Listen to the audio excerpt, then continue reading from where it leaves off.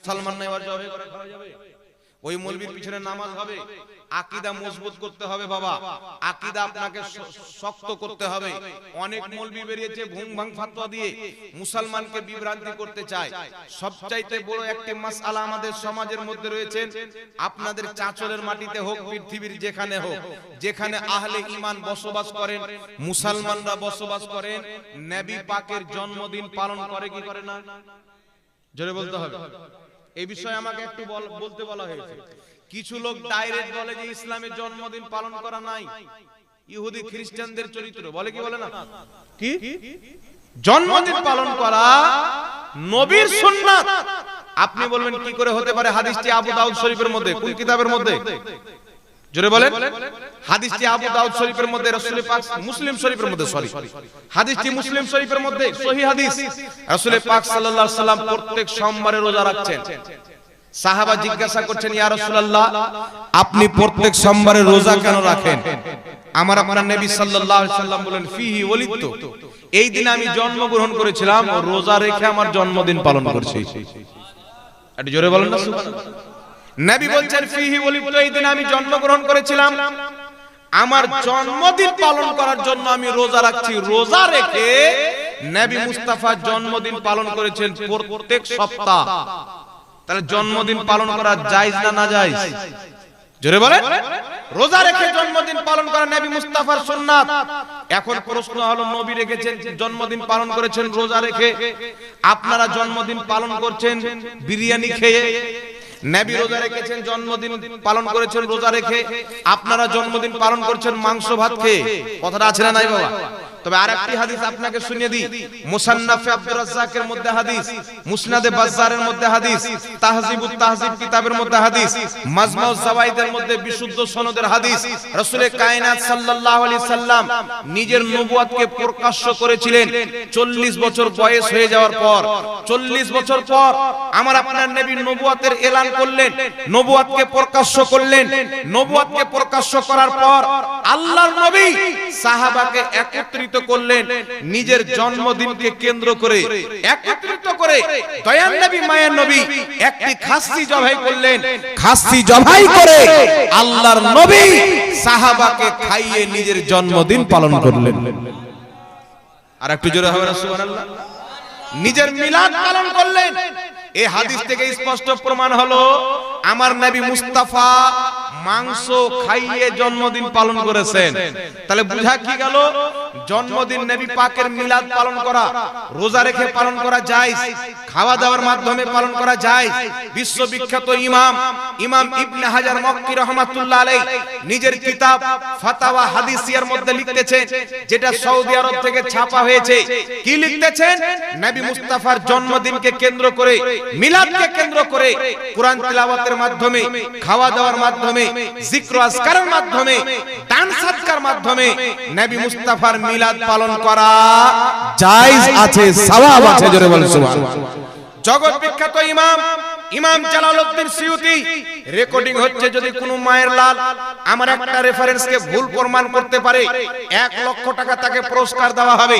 ইমাম জালালউদ্দিন সিয়ুতি নিজের কিতাব আল হাবিলিল ফাতাওয়া, বাইরুত লেবাননের ছাপ, পৃষ্ঠা নাম্বার 230 এর মধ্যে লিখছেন, নবীর জন্মদিনকে কেন্দ্র করে মানুষকে একত্রিত করা, খাওয়া দাওয়ার ব্যবস্থা করা, জিক্র আজকারের মাহফিল করা, নবী মুস্তাফার মিলাদকে কেন্দ্র করে এই নেক কাজের মাধ্যমে নবীর মিলাদ পালন করা, বলছেন মুস্তাহাব, সওয়াবের কাজ যারা করবে আল্লাহ তাদেরকে সওয়াব দান করবে। জোরে বলেন সুবহানাল্লাহ। জগৎ বিখ্যাত ইমাম সালেহ শামী রাহমাতুল্লাহ আলাইহি নিজের কিতাব সুবুলুল হুদা ওয়ার রুশাদের মধ্যে লিখতেছেন, নবীর মিলাদ পালন করা যায়। ইমাম মোল্লা আলী কারি রাহমাতুল্লাহ আলাইহি, যিনি মক্কা মদিনার ইমাম ছিলেন, তিনি নিজের কিতাব মাওরিদুর রাবি ফি মাউলিদিন নবী কিতাবের মধ্যে লিখতেছেন, নবী মুস্তাফার মিলাদ পালন করা যায়। 950 বছর পূর্বের ইমাম ইবনুল জাওজি রাহমাতুল্লাহ আলাইহি নিজের কিতাব আল বায়ান ও মাউলিদিন নবীর মধ্যে লিখতেছেন, মিলাদুন নবী পালন করা যায়। ইমাম সাখাবী রাহমাতুল্লাহ আলাইহি বলছেন মিলাদুন নবী পালন করা যায়। বিশ্ববিখ্যাত ইমাম জালালউদ্দিন সিউতি হুসনুল মাকসাদ ফি আমালিল মাউলিদ কিতাবের মধ্যে লিখছেন মিলাদুন নবী নবীর জন্মদিন নবী মুস্তাফা নিজেই পালন করেছেন। ইমাম ইবনে হাজার আসকালানী রাহমাতুল্লাহ আলাইহির ফতোয়া তাফসীরে রুহুল বায়ানের মধ্যে উল্লেখ রয়েছে, হুসনুল মাকসাদ ফি আমালিল মাউলিদ কিতাবের মধ্যে উল্লেখ রয়েছে। ইমাম জালালউদ্দিন সিউতির ব্যাপারে ইমাম জালালউদ্দিন সিউতি বলছেন ইবনে হাজার আসকালানীর ব্যাপারে কি বলছেন, যে ইমাম ইবনে হাজার আসকালানী বলেছেন কি বলেছেন, আসলান মিনাস সুন্নতি, নবী মুস্তাফার মিলাদের দলিল আমি নবী মুস্তাফার সুন্নাতে পেয়েছি। জোরে বলেন না সুবহানাল্লাহ। নবীর হাদিসে পেয়েছি। তাই যুগ শ্রেষ্ঠ ইমাম কাস্তালানী রাহমাতুল্লাহ আলাইহি নিজের কিতাব মাওয়াহিবুল্লাহ দুনিয়ার মধ্যে লিখতেছেন মিলাদুন নবী পালন করা যায়। বিশ্ববিখ্যাত ইমাম আপনার শাহ ওয়ালিউল্লাহ মুহাদ্দিস দেহলভী নিজের কিতাব ফাইজুল হারমাইনের মধ্যে লিখতেছেন মিলাদুন নবী পালন করা যায়। শাহ ওয়ালিউল্লাহ মুহাদ্দিস দেহলভীর পর তারপর আপনার শাহ আব্দুল হক মুহাদ্দিস দেহলভী আল বুখারী রাহমাতুল্লাহ আলাইহি নিজের কিতাব আখবারুল আখিয়ার পৃষ্ঠা নাম্বার 634 এর মধ্যে লিখতেছেন মিলাদুন নবী পালন করা যায়। দেওবন্দীদের গুরু আশরাফ আলী থানভী লিখতেছে মিলাদুন নবী পালন করা যায়। তারপরে চলে আসেন আহলে হাদিস ভাইদের ইমাম ইবনে তাহমিয়া নিজের কিতাব ইকতিদাউল সিরাতাল মুস্তাকিমের মধ্যে লিখতেছেন যারা মিলাদুন নবী পালন করে নবীর মুহাব্বতে করে, নবীর মুহাব্বতে মিলাদ পালন করার কারণে আল্লাহ তাদেরকে প্রচুর সওয়াব দান করবে। জোরে বলেন সুবহানাল্লাহ। নবী মুস্তাফা নিজেই মিলাদ পালন করেছেন, রোজা রেখে খাওয়া দাওয়ার ব্যবস্থা করে মিলাদ পালন করেছেন।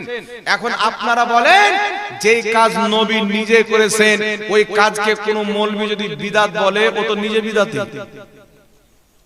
যে মিলাদ পালন করবে ও তো নবীর সুন্নাতই হলো, ও তো সুন্নাতের প্রতি আমল করলো।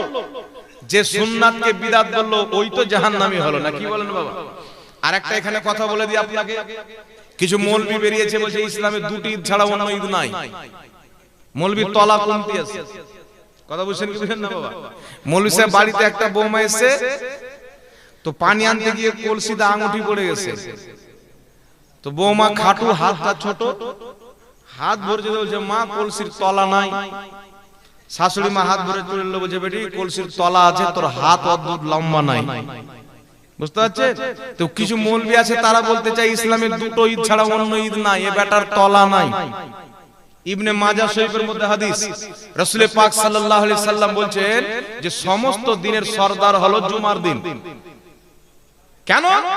রাসূল পাক বলেন এই দিনে আদমকে সৃষ্টি করা হয়েছে, তাই সমস্ত দিনের সরদার হলো জুমার দিন। আর জুমার দিন হচ্ছে ঈদুল লিল মুমিনিন, মুমিনদের জন্য ঈদের দিন। সুবহানাল্লাহ হবে না? জুমার দিন হচ্ছে সমস্ত দিনের সরদার, মুসলমানদের জন্য ঈদের দিন। কেন ঈদের দিন করা হলো? বলছে জুমার দিনে আদমকে সৃষ্টি করা হয়েছে, তো আদমকে যেই দিন সৃষ্টি করা হয়েছে সেই দিন যদি ঈদ হয়ে যায়, যেই দিন মুহাম্মদ রাসূলুল্লাহকে দুনিয়াতে পাঠানো হয়েছে ওই দিন কেন ঈদ হবে না? জোরে বলেন সুবহানাল্লাহ। তাহলে জুম্মা বছরে কটা আছে বাবা? 52টা না 53টা আছে। তাহলে ঈদ কটা হলো? দুটো হলো না বেশি হলো? জোরে বলেন। বুখারীর মধ্যে হাদিস, যখন এই আয়াতটি নাজিল হলো ইয়াউমা আকমালতু লাকুম দীনাকুম, এই আয়াত যখন অবতীর্ণ হলো ইহুদি গিয়ে বলছেন, হযরতে আব্দুল্লাহ ইবনে উমরকে গিয়ে বলছেন এই আয়াত যদি আমাদের উপর অবতীর্ণ হতো এই দিনকে আমরা ঈদ হিসাবে পালন করতাম। তো ইবনে উমর সাহাবী কি বলছেন জানেন? তো তোমরা একটা ঈদ পালন করতেন, ওই দিন আমাদের দুটো ঈদ ছিল। কি বলছে? এক জুমার দিন আর এক হচ্ছে আরাফার দিন। সুবহানাল্লাহ। দুটোই ছিল, তো আরাফার দিনকে ঈদ বলা হয়েছে। তাহলে ইসলামে যে বলবে দুটোই ঈদ, বেটার পড়াশোনার ঘাটতি আছে, ভালো করে শিক্ষা অর্জন করতে হবে। কথা বুঝছেন? সূরাতুল মাইদার মধ্যে ঈসা আলাইহিস সালাম দোয়া করছেন, আল্লাহ তুমি আসমান থেকে আমাদের জন্য দাস্তারখান নাজিল করো, খাবার অবতীর্ণ করো, যেন আমাদের পূর্ববর্তী এবং পরবর্তীদের জন্য ঈদ হয়ে যায়। ঈসা আলাইহিস সালাম বলছে আল্লাহ তুমি জান্নাত থেকে খাবার পাঠাও যেন আমাদের পূর্ববর্তী লোক পরবর্তী লোকের জন্য ঈদের দিন হয়ে যায়। তো আল্লাহর দরবার থেকে যদি খাবার আসে তো ঈদের দিন হয়ে যায়, তাহলে যেই দিন আল্লাহর দরবার থেকে মুহাম্মদ রাসূলুল্লাহ এটা জোরে হবে না? এইবার চলে আসেন বুখারী শরীফের মধ্যে হাদিস, হাকিম আল মুস্তাদরাকের মধ্যে হাদিস, হাদিসটি সহিহ। কি হাদিস? সাহাবী রাসূল বলছেন, যেই দিন নবী মুস্তাফা মক্কা থেকে মদিনা হিজরত করে এসেছিলেন, ওই দিন আমাদের জন্য সবচাইতে বেশি আনন্দের দিন ছিল। সবচাইতে বেশি আনন্দ, না কোনো ঈদে ওরকম আনন্দ হয়, না কোনো জুমাতে আনন্দ হয়, না কোনো অন্য দিনে আনন্দ হয়। যেই দিন নবী মুস্তাফা জন্মগ্রহণ করেছেন, আপনার মক্কা থেকে মদিনা এসেছেন, ওই দিন হলো সবচাইতে বেশি মদিনাবাসীর জন্য আনন্দের দিন। সুবহানাল্লাহ হবে না? সব ঈদের উপরে ভারী, সব ঈদের উপরে ভারী। তার কারণে বিরাদে ইসলাম ওই দিনটা কি ছিল? মুসনাদে আহমদের মধ্যে হাদিস, ওই দিনটার তারিখ হচ্ছে 12ই রবিউল আউয়াল। কি হয়েছিল? মুসলিম শরীফের হাদিস। সাহাবা বলছেন, নবী মক্কা থেকে মদিনা এসেছেন, কি করেছেন? তিনারা বলছেন, ফাসাইদার রিজাল ওয়ান নিসাউ ফাওকাল বুয়ুত, তাফাররাকাল গিলমান ওয়াল খুদ্দাম ফিত তুরুক, ইউনাদুনা ইয়া মুহাম্মদ ইয়া রাসূলুল্লাহ, ইয়া মুহাম্মদ ইয়া রাসূলুল্লাহ। সাহাবী রাসূল বলছেন, নবী মুস্তাফা মদিনাতে আসবেন, মহিলারা ছাদের উপরে দরওয়াজাতে দাঁড়িয়ে গেল, গোলামরা যুবকরা রাস্তায় বেরিয়ে মিছিল বের করে সকলের জবানে একটাই নারা ছিল, ইয়া মুহাম্মদ ইয়া রাসূলুল্লাহ। জোরে বল সুবহানাল্লাহ।